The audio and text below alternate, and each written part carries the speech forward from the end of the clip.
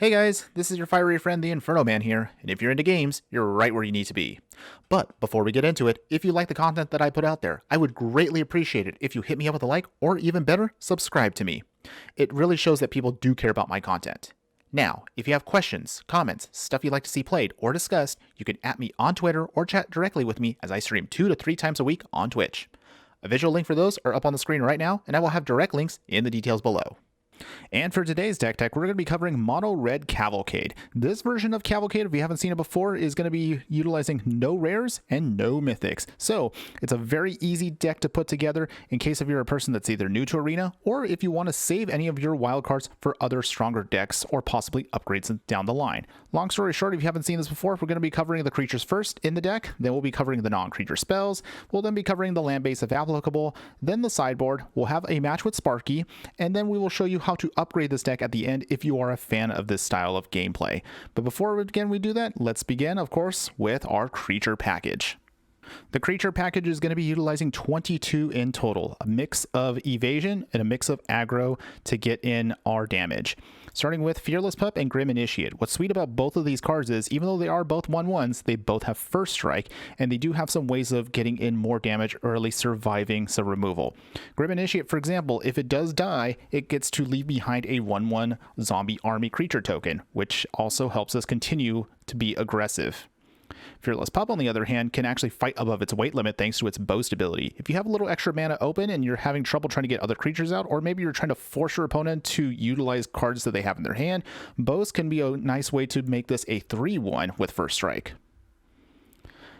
Our next two creatures, Tin Street Dodger and the Hall Monitor, both have haste and are 1/1s. What's nice about these creatures, however, is Tin Street Dodger, as you can see, pays 1 mana and it can't be blocked by any creature except if they have Defender, which is nice to get through early damage, and it gets around some of the more annoying creatures that try to stop our game plan. Hall Monitor, on the other hand, makes it so a target creature cannot block this turn, so we can basically force a creature to just stand there while we try to still get through our cheap damage. Finally, Scorch Spitter is our last of the 1-drops. Also, it does damage. Doesn't really do any evasion, but it does get through at least one hit, even if it just dies. Sometimes getting that one extra hit will help us actually ensure that we can get a little closer to victory. As far as why that 1 point of damage can be a big deal, well, that goes with our finishers. Chandra Spitfire and Scampering Scorcher. Chandra Spitfire is really what we want to try to finish off our opponent with. It's a 1/3 with flying. However, as you can see, it says whenever an opponent is dealt non-combat damage, Chandra Spitfire gets +3/+0 until end of turn. That is a huge boost in power. Ideally, keep the Spitfire in your hand until you are sure you can get it down and it won't get removed. As far as Scampering Scorcher is concerned, again, it doesn't really do anything evasive on its own, but its ability allows it to just create a bunch of extra bodies, and sometimes going wide is a better option than going large. The ratio right now is 2 Scampering Scorchers to the 4 Chandra Spitfires, but again, these are 2 interchangeables. They both cost an uncommon, so if you want to go maybe 3 and 3, or stay with the 2 and 4 that I have in this version, it's completely up to you. For your non-creature spells, we're going to be utilizing a small mix of burn and of course the main star of the show, Cavalcade of Calamity. If you haven't seen this card, that's the whole point we're doing this deck. It's a 2-mana enchantment that reads, whenever a creature you control with power 1 or less attacks, Cavalcade of Calamity deals 1 damage to the player or planeswalker that creature is attacking. So long story short, that's why we have a bunch of cheap little critters right now running around. We want to try to get in as much early damage as possible, get the Cavalcade out on turn 2, and just start swinging away and doing everything we can. Of course, we are going to have matches where our opponent's going to have bigger creatures, they're going to have counter spells, they're going to have removal, so we do have to go to plan B, which is our burn package. 4 copies of Shock and 4 copies of Heartfire. Shock is pretty self-explanatory, 2 damage wherever we need it to go. Most of the time you want to throw this at their face to ensure that we can get through all of our damage. Trigger Chandra Spitfire basically just does what we need to for 1 mana. Ideally, I would love to have here Lightning Bolt, but until Wizards gives us that acknowledgement that it's actually not going to be that bad in Historic, this is the best we can do for now. As far as Heartfire is concerned, for 2 mana, it can do 4 damage to any target as well, so it actually does double what Shock does, with the cost, however, of sacrificing a creature or a planeswalker. The good news, however, is we do have plenty of fodder that we can just sacrifice and just get in that final bit of damage. Sometimes having to sacrifice one creature to do more damage can make a big difference between that victory and defeat, so don't be afraid to sacrifice when you absolutely have to, and especially if your opponent is about to board wipe, you might as well just get in that free damage while you can. Tibalt Rakdish Instigator is going to be also a sweet option for us. We actually have 4 copies. 2 of them right now are currently in the main board and 2 are in the sideboard. One reason why we want to have it, of course, is we have a lot of life gain currently going around in the meta, and its static ability prevents life gain from being a thing. Also, for -2, you can create a red devil creature token with, when it dies, it deals 1 damage to any target. So imagine, for example, you have a devil out to either chump block and sometimes ping something for more damage, take out a weak token, or the better thing you can do with the devil is, if you have it out with the Heartfire, then you could basically do for 2 mana 5 damage to an opponent, which is 25% of an opponent's life at the start, so don't underestimate that. That sometimes can be a big swing in your favor. Of course, our main deck doesn't really have that much in terms of card draw, so the best thing we can do is use Light Up the Stage. Light Up the Stage here is a very cheap, easy option. 9 times out of 10, you're going to obviously want to cast it for its 1 mana. We don't run that much mana in this deck, so having to cast it for 3 really hurts, but again, there's going to be moments where you might have to do that in a pinch. But otherwise, that's going to be it for your non-creature package. Let's talk about the lands real quick. As for your land base, 20 lands, 15 mountains, 1 Dwarven Mine, if timed right, just gives you a free creature out of the deal, and a Ramunap Ruins. Ramunap Ruins, not really much I want to say about this, but except, again, for every red deck out there, whether it's burn or aggro, mostly we'll run some copies of it in some way, shape, or form. And in our deck, since we're doing a Cavalcade of Calamity, you want to make sure that you can get your Chandra Spitfire to trigger off, so Ramunap Ruins helps us out there. And we have worst case scenario, if you're so close to getting that victory, sometimes having to sacrifice one of these deserts can mean the difference between getting that win in and getting a loss. So just keep that in mind. Don't be afraid to be aggressive by paying the 1 life to add in the red mana as opposed to using the generic mana. But otherwise, that's all I got for you guys for lands. Again, nothing too fancy here. So let's go over the sideboard. Now, as far as the sideboard plan is concerned, there's going to be some disagreements I'm sure some people will have with me, but hear me out on my options. First off, if we are running to a lot of decks that have tons of removal out there, we're going to have to shift our game plan to go from Cavalcade to more of a traditional aggro burn style deck, which means that you're going to have to be shifting out some of your little critters to just do more burn. In that case, you'll be utilizing cards like Skewer the Critics to do that. You want to also make sure you can close the gap and do more damage, so you also will have 2 copies of Thermal Alchemist, which can help us just do something on each turn by pinging our opponent. Also, pinging your opponent for free here without having to spend any more mana means you can trigger off the Skewer the Critics for 1 of its spectacle cost, or your Light Up the Stage, same thing, the 1 for the spectacle cost. If you are dealing with a lot of life gain, we do have 2 more copies, as I mentioned earlier, of that Tibalt Rakdish Instigator over here too. If you still need a little bit more card draw and you do need to be a little bit more heavier with your burn or aggro plan, use Flames of Kill. Use Abrade sparingly. Abrade is mostly here just for the targeted artifact removal, not so much for the targeted creatures, because mostly you just want to be as aggro as possible, but there's going to be some moments where the Abrade might be helpful, which is why we're running 3 copies. And finally, again, as my spicy option that I always like to play with you guys, Satyr's Cunning. I know that I think honestly people are sleeping on Satyr's Cunning in many of these decks, because this thing will just help us keep churning out satyrs that we can just keep being super aggro with and being able to ping our opponent using the Cavalcades. And also, again, if you deal with board wipes, they just keep coming back. But otherwise, that's all I got for you guys for the sideboard. Time again to play with Sparky. We're going to show you a couple of different scenarios besides the main match to show you different ways you can win with this deck. All right, everyone. Let's go ahead. Let's play against Sparky and show you how to play Cavalcade of Calamity in 2021. All right, so as always, let's go over what we want in our hand. Now, obviously, you want to get that Cavalcade, so if you have to mulligan for it, don't be afraid to. Again, that's the whole point of our deck. But again, there could be some hands where it might be more wiser to hold off. It really just depends on what also your opponent is playing. So in this instance right here, we actually have a really sweet hand. We have the Grim Initiate. We have a Scorch Spitter that can trigger off even more of a Cavalcade of Calamity, and the Chandra Spitfire. So yeah, let's keep this. This is perfect. This is really what you want. Okay. Scorch Spitter out. Go, Sparky. All right, they are playing black. No creature yet? Oh, please don't remove our... Aw, Sparky. Bad Sparky. I'm trying to show people how awesome this deck is. That's fine. We can still get our Cavalcade of Calamity. Assuming that if your opponent was playing mono black, they probably don't have any way of getting rid of your enchantments, so... Ooh. Now we could put out a creature now, but considering that our opponent, in this case Sparky, just got rid of one of our creatures, might be actually be wiser to get in another Cavalcade while we can. Alright. Early matches like this, if you can get out additional copies of the Cavalcade of Calamity, don't be afraid to do so if your opponent is a little slow on board. Alright, we got our Mountain. One thing also I forgot to mention in the deck tech review earlier was the Chandra Spitfire itself triggers off Cavalcade of Calamity, so that's also something sweet you can do as well. Let's put out the Grim Initiate, and we will pass here. Alright, we're going to have to slow roll most of this. Oh, that Gorger is going to be a bit of a problem. All right, so in this case, you have also a couple of combat tricks you can do here. In some rare instances, it might be wiser to block the creature. Let's say like you're about to lose the match.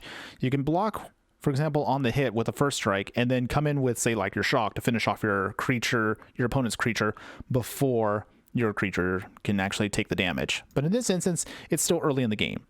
So we're going to take the damage. That does mean that that triggers off. That might be a problem for the Spitfire. Let's get rid of that before it becomes a problem. All right. Gorger does not trigger off. All right. Here we go. So here, I think this is probably as good as it's going to get for the Spitfire. So let's go ahead. We're going to do an attack. Watch the triggers go off. Even though Spitfire right now can't do anything, watch what happens. It's now a 7/7 just from that swing. All right. Let's play our Light Up the Stage to refuel a little bit. Okay, Hall Monitor's not bad. This can prevent one of our opponent's creatures from blocking. Do we anticipate that Sparky might have removal or a way to weaken our creature with a combat trick? No blocks. We're still pretty good on life, so I think we can afford it. All right, Sparky. So this is it. This is all or nothing now here, everyone. We do have a Ramanop Ruins to close it out if we also need to. Hall Monitor. Having it also at haste is nice, because that means you can immediately tap it to prevent a creature from blocking if you need to in a pinch. But I think we have everything we need right now.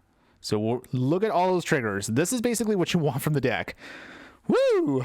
All right, Sparky. If you don't have removal, it's over. And watch the Spitfire pump itself up. That's basically what you want the deck to do. So it looks like right now we are going really big with just the Spitfire. Look at that, in just one massive attack. Boom. All right, there you go, guys. That is one version of the Calamity victory, is going big with the Spitfire. All right, so in this instance, you can see right here, we have our Cavalcade out already. In this version, we're going to try to see if we can go wide with the Scampering Scorcher as opposed to our Spitfires. And boom, you now just got 3 creatures right here. You got the Chandra Spitfire. So in this example, going wide here is what you want to do to pump up the Spitfire. But we're going to avoid using the Spitfire just for demonstration purposes. Normally, you don't want to obviously do this. You want to just go straight for the win. But let's show you what happens. We got 2 Cavalcades out. We're going to attack with just our 1/1s. And look at that. Going wide also is a great option here. Now, of course, if I was to use the Spitfire like we did in the first match, we just showed you as an example, this would have been an easy win right here versus Sparky. Look at that. That's insane. Going big. But again, in this instance, we're just going wide. So this is why we're doing it this way. Also, because you can see I have in my hand already another Scampering Scorcher. Again, demonstration purposes. And okay. So again, Scampering Scorcher one more time. And now we just go wide. And look at all those. Woo! Boom. 3, 2, 1. Done. Didn't even have to actually get in the combat damage. We just went for the Cavalcade win right there. So that's how you basically do it when you want to go wide. And here we have a third example that I'm going to show you real quick. This one's going to be more of the burn war of attrition style of win. So in this one, as you can see right here, our opponent already has a really annoying blocker that's going to be really hard for us to get through. But this is why you are utilizing Hall Monitor, so this way it prevents them from doing that. Now in this instance, since they're not actually doing that much damage with their flyers, we're able to get in now Tybalt to make another token, and we're now just going to try to force our way through. So in this instance, we're just trying to get everything we can. If they block anything, so be it. But again, the whole idea is we're just trying to force through that damage. Once we get close enough, as you can see right in our hand, we have 2 Heartfires. Oh, look at that, see? Sparky has now locked out our Hall Monitor, but the good news is that's why you have Heartfire. So it ensures that we can still make some use out of our creature. Okay, so the whole idea again, get the Fearless Pup in, force through that damage. That 1 ping from the Scorch Spitter is really nice. Again, it doesn't seem like it's the biggest deal, but anything we can do to get through damage. So in this instance, down to 11. So as you can see right here, this is the burn win. So ideally here, now that they're tapped out, Heartfire, don't use it obviously on the creatures. You could do that and try to force your way to do more damage with combat, but again, the Heartfire is doing 4 damage, so going straight to their face. We're going to have to hurt ourselves. We'll sacrifice the Hall Monitor. Down to 7. All right. We should be able to pull it off on this turn here. Okay, so force through the last bit of damage. 6. They block with all 3. And watch what happens. There you go. Down to 5. Don't even need to finish up the rest of the combat. Just go straight for the Heartfire. Sacrifice the Devil, because that also will do its own damage. Ping goes to their face. 4. 0. And there you go. That is the burn win. When you have matches like this, when you're having to deal with multiple creatures, and it looks like it could go either way, that's how you force through the rest of the damage. All right? There you go, guys. Those are the examples of how you can win with the Cavalcade deck, whether it's the go wide, go big, or go burn. All right? Let's now talk upgrades.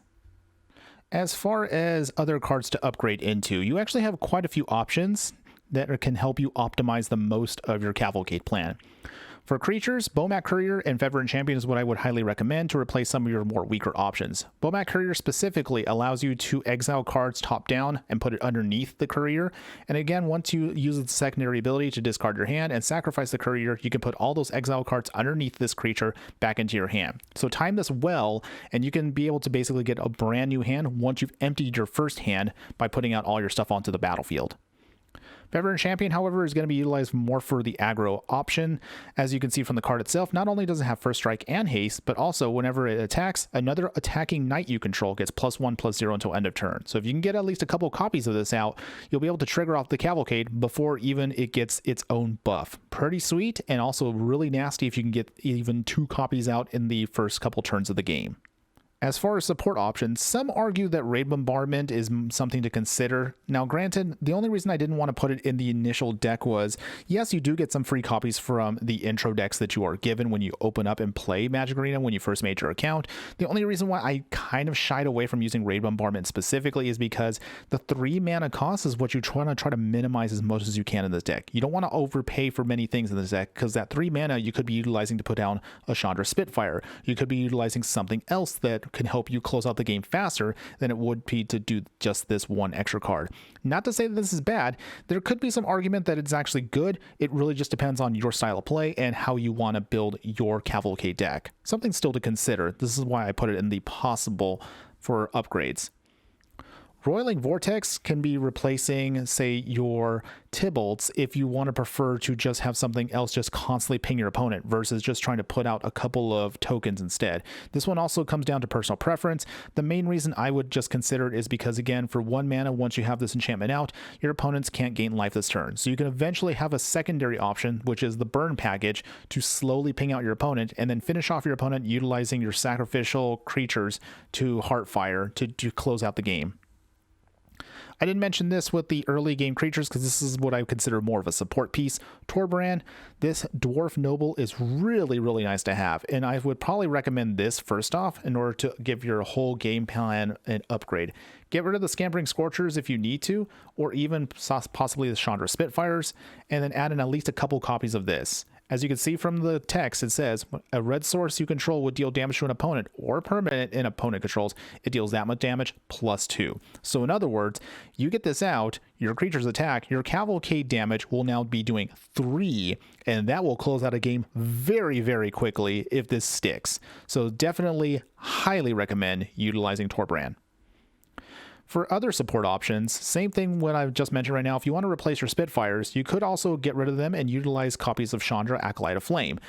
The reason for this is it creates every turn 2 1/1 red elemental creature tokens with haste, and you have to sacrifice them at the beginning and the end of the next step. That doesn't really sound like it's that good, but being able to just recklessly be aggro with this and a Cavalcade out means you can just constantly keep attacking your opponent without much worry about constantly losing creatures. The other sweet part is this actual ability does synergize very well with the Heartfire sacrifice game plan. So being able to do your damage with your elementals, if they do survive just before you have to sacrifice them, you can then use that while the trigger's on the stack with your Heartfire to then just utilize them to their max ability.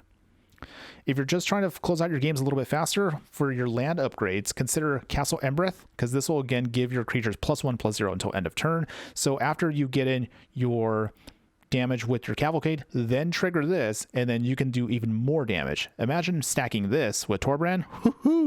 You'll be doing a lot very quickly.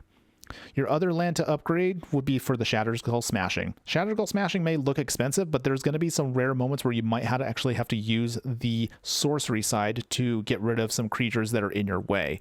Again, it doesn't happen too often, but just consider at least 1 or 2 copies of this in the main deck if you can upgrade to it. And finally, my personal little spice corner here for the sideboard, Leyline of Combustion. This is again another card that I feel like people are kind of sleeping on. The reason for that is, even though it is 4 mana, if you have it in your opening hand, remember, you can put it onto the battlefield for free. And again, the other reason why I want to highly recommend this card is, again, when you have opponents that are utilizing things constantly like removal, you have opponents that are constantly playing sacrifice, Leyline of Combustion shuts that all down, because as it says right here on the card, whenever you or at least one permanent you control becomes the target of a spell or an ability an opponent controls, the Leyline will deal 2 damage to that player. Keep in mind that 2 damage also will trigger off the Chandra Spitfire hilariously. Again, very rare that ever happens, but I would still at least consider some copies if you really are scared of removal. But otherwise, that's all I got for you guys for the upgrades. And there you have it, everyone. Mono Red Cavalcade in a nutshell. So tell me, what do you think? Are you a fan of cheap aggro plans to just want to just smash face as fast as possible and close out the game with some cheap tricks? Are you the kind of person that likes to just have fun with budget decks? Let me know in the comments below, and I would love to hear from you guys. Also, tell me also, did you guys enjoy that I actually now put in more examples of the ways you can win with these decks that I build? I was told from some feedback that I was given from previous videos that I should consider adding in a little bit more ways of showing examples of how to close out games in multiple ways. So I'm going to try to do that in future deck techs going forward. But otherwise, thanks again for watching, everyone. Be sure to like and subscribe if I helped you out, you learned something, or at least I entertained you. And remember that no matter what you do play in the game of life, always be sure to burn bright. Later.